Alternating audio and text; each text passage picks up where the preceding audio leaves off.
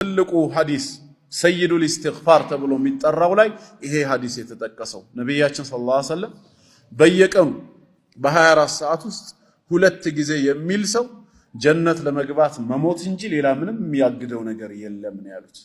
በየቀኑ ሁለት ጊዜ ለማለት ደግሞ ከአንድ ደቂቃ በላይ አይረዝምም።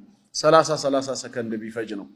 ጠዋት አንድ ጊዜ ማታ አንድ ጊዜ ክኒን አድርገን ብንወስደው የጀነት ክኒን ሐኪም ያዘዘልህ ክኒን እንኳን አይቀርም። ረስተህም ብትመጣ ራሱ በራይድ 300 የሚሆን 400 ከፍለ ያለህበት ሱቅ ድረስ ታስመጣዋለህ። ለምን? ጤና ነዋ። ከጤና የሚበልጥ የለም ተብሎ ከጀነትስ የሚበልጥ ምን አለ?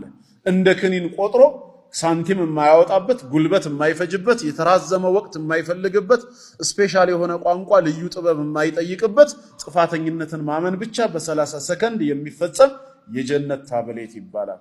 اللهم أنت ربي لا إله إلا أنت خلقتني وأنا عبدك وأنا على عهدك ووعدك ما استطعت أعوذ بك من شر ما صنعت أبوء لك بنعمتك علي وأبوء بذنبي فاغفر لي فإنه لا يغفر الذنوب إلا أنت اللهم أنت ربي أملاك يا الله أنت ينيجتنا خلقتني أنت نفترهنيال وأنا عبدك أني أنت باريحني وأنا على عهدك عند بآدم جربا لا ياللهن ودفت ودمدر عالم سمتا عند فتسم يمززكن النجر لما فتسم